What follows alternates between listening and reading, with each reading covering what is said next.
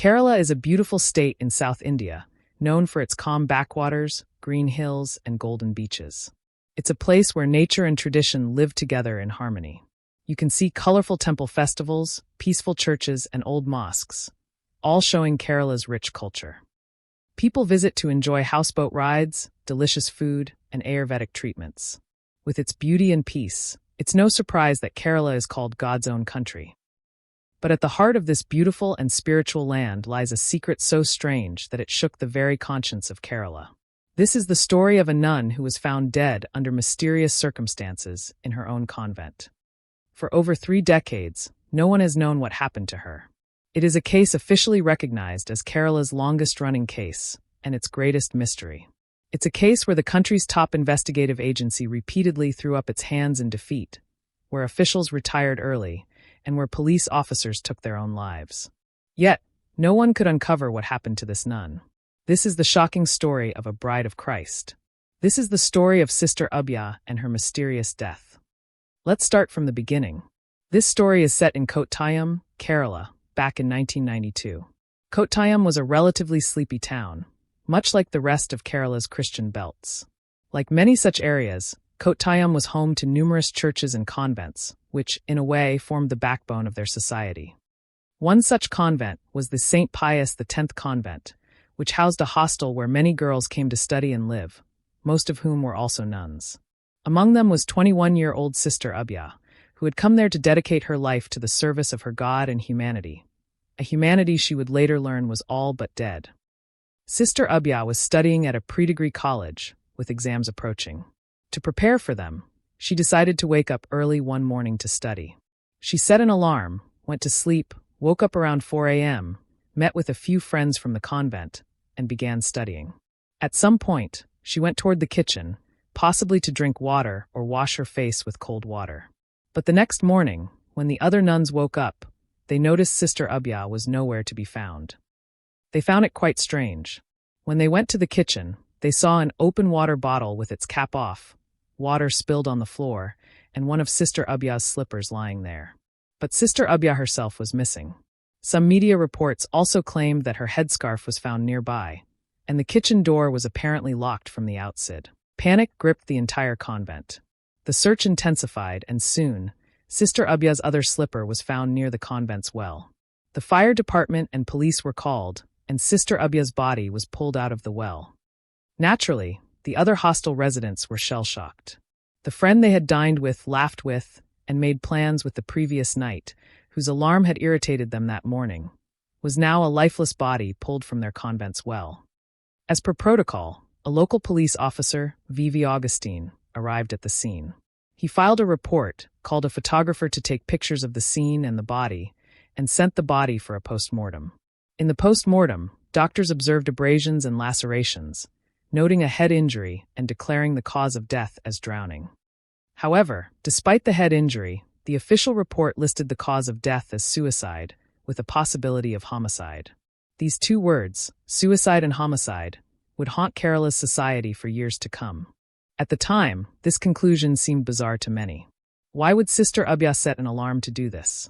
The fridge door was open, the bottle cap was off, water was spilled on the floor, and her slipper was lying there. All of this felt too rushed, and the suicide theory didn't add up. People suspected it wasn't a suicide but a homicide, a murder. They also felt that someone was trying to suppress the truth because the incident occurred in a convent, a sacred place where hundreds of girls came to study, learn about faith, and live. To fully understand this case, it's essential to grasp Kerala's societal context. Kerala has always been a multicultural and educated society. In 1992, it was still very conservative. Christians made up a significant portion of the population, especially in Kottayam, where, according to a 1991 survey, nearly 20% of Kerala's population was Christian. Naturally, churches and convents played a vital role in society, wielding significant power, reach, and influence. For such an incident to occur in a convent in this society was no small matter. Kottayam district also had an overall literacy rate of 95%, with male literacy nearly 99%. As a result, news of the incident spread quickly through newspapers, becoming a major issue in society. The alleged cover-up of this case shook people to their core. An activist named Jamin formed an action committee. In April 1992, the case was transferred to the crime branch. A few months later, the crime branch released its report, but it led back to square one. While you might have many questions about what was investigated and how, the information available, even on the internet, is limited. According to some media reports, several boys were rounded up and questioned at the time, as some convent girls had been seen hanging out with them, which was frowned upon. However, nothing came of it. Sister Abhaya's body had already been buried, her clothes burned, and medical evidence was scarce.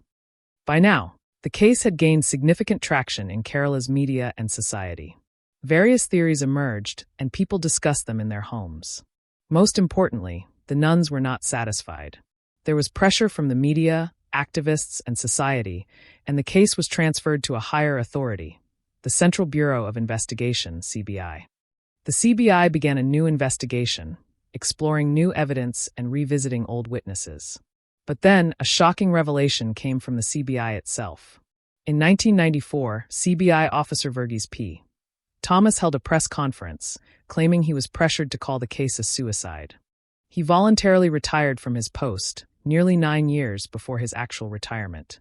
This press conference caused an uproar, reigniting public outrage. People couldn't understand why the case was becoming so complicated, or where the pressure was coming from. The CBI conducted further tests, creating a dummy resembling Sister Abhaya's size and weight, and throwing it into the well to compare injuries with those found on her body. However, this apparently led to no conclusive results. In 1996, 3 years after the investigation began, the CBI submitted a report stating that it was likely a homicide, but despite all efforts, they couldn't identify the culprits. The case remained unsolved, and the report was not accepted. A new CBI team was formed, and after 3 more years, in 1999, they concluded it looked like a homicide, based on a new medical analysis by a panel of 3 doctors. They found injuries not mentioned in the initial post-mortem report, supported by photographs taken by the photographer V.V. Augustine had called, which revealed additional marks not documented earlier. After 7 years of investigation, it was clear Sister Abhaya did not take her own life. It was likely a homicide. But the culprits remained unidentified. The pressure from the action committee grew, and the court rejected this report as well. Another team was formed, and in 2005, yet another report stated they couldn't identify the killers. This report, too, was rejected by the court. By now, activists and the action committee were furious. Media reports suggested the initial investigation was botched. Sister Abhaya was buried too quickly, her clothes and diary were burned, and the post-mortem seemed incomplete. People suspected powerful individuals were involved in suppressing the truth. Wild theories spread like wildfire in Kerala. Questions abounded. Why was the crime scene so chaotic? Why did evidence disappear? Who was pressuring Pius X. Thomas? In 2007, after 15 years of investigation, a new witness emerged, a thief named Adakka Raju. He confessed to being a petty thief in 1992, stealing and selling items to support his family. On the night of March 27, 1992, he went to the St. Pius X Convent with the intent to steal copper rods and wires used for lightning conductors. What he saw that night was so strange that it stayed with him for years. In the darkness, he allegedly saw a priest, Father Thomas Kottoor, entering the convent's girls' hostel in the middle of the night, an odd occurrence. Raju also claimed to have seen another man that night, making the case even more unsettling. Raju couldn't report what he saw immediately because he was there to steal.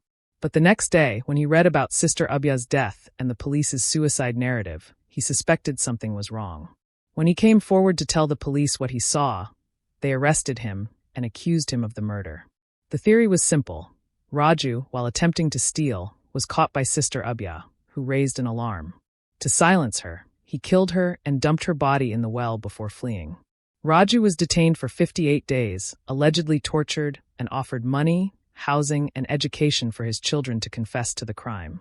His scrap dealer, Shamir, was also allegedly tortured to frame Raju. But both stood their ground, refusing to confess despite threats and inducements. The court later praised Raju for his honesty, a rare moment of integrity in this convoluted case. The investigation took a new turn. The CBI now had suspects, Father Thomas Kottoor and Father Jose Puthrakale. Another witness, a neighbor, allegedly saw Father Kottoor's scooter outside the convent on the night of March 26, though he later retracted his statement, claiming it was made under duress. Questions arose. Why didn't the police explore Raju's claims? Who had the resources to offer Raju bribes? And what was Father Kottoor doing in the convent at that hour? Rumors surfaced that Father Kottoor had told a friend he and a nun, Sister Sephy, lived like husband and wife. This was shocking, as nuns, often called brides of Christ, and priests take vows of celibacy. While some nuns and locals had whispered about such relationships, there was no concrete evidence, just hearsay. Some media reports claimed the two priests were frequent visitors to the convent. Another theory suggested that the convent's dogs, which would have barked at an intruder, remained silent, implying the visitors were regulars. The prevailing theory was straightforward but unproven. Sister Abhaya caught Father Kottoor and Sister Sephy in a compromising position. Fearing she would raise an alarm and cause public embarrassment to the convent and church, they killed her in a panic. The CBI conducted narco-analysis tests on the three suspects, who came out clean, showing no signs of guilt. However, allegations emerged that the narco test CD was doctored, with over 30 cuts detected. Some media reports even claimed a senior judge supervised the test, adding to the controversy. In November 2008, 16 years after the incident, Father Kottoor, Father Puthrakale, and Sister Sephy were arrested. But on November 25, 2008, another shocking event occurred.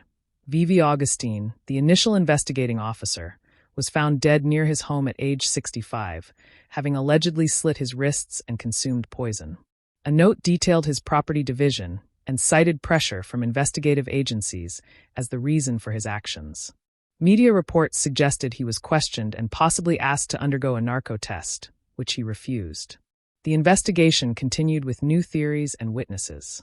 Sister Sephy underwent a controversial virginity test to check allegations of hymenoplasty to conceal sexual activity, sparking outrage among women's rights activists. In 2014, this test was deemed unconstitutional for violating basic rights. The court questioned the lack of blood at the crime scene and the validity of affair allegations, granting bail to the three accused in 2009. In July 2009, the CBI filed a charge sheet accusing the two priests and Sister Sephy of murder, destruction of evidence, and defamation. In September 2009, another twist emerged when allegedly unedited narco test CDs were leaked to the media, showing the accused discussing the murder. The court intervened, banning their broadcast as the trial was ongoing. The accused claimed the CDs were doctored. By 2010, debates over the admissibility of narco tests surfaced.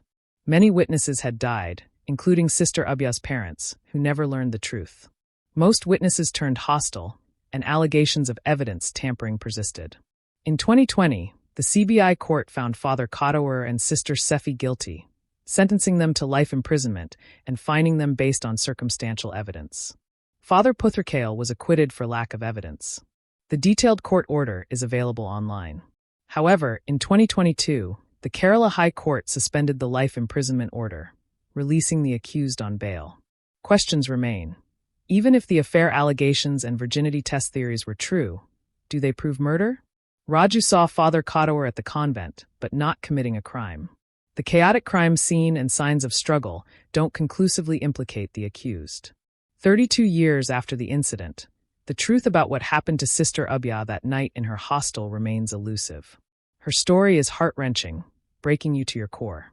Whether Sister Abhaya herself or her God knows the truth, something happened in the darkness of that night that vanished into it.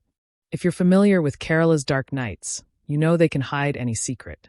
But to deliver justice to Sister Abhaya, an innocent person cannot be punished. As a citizen, I trust the investigative agencies and courts.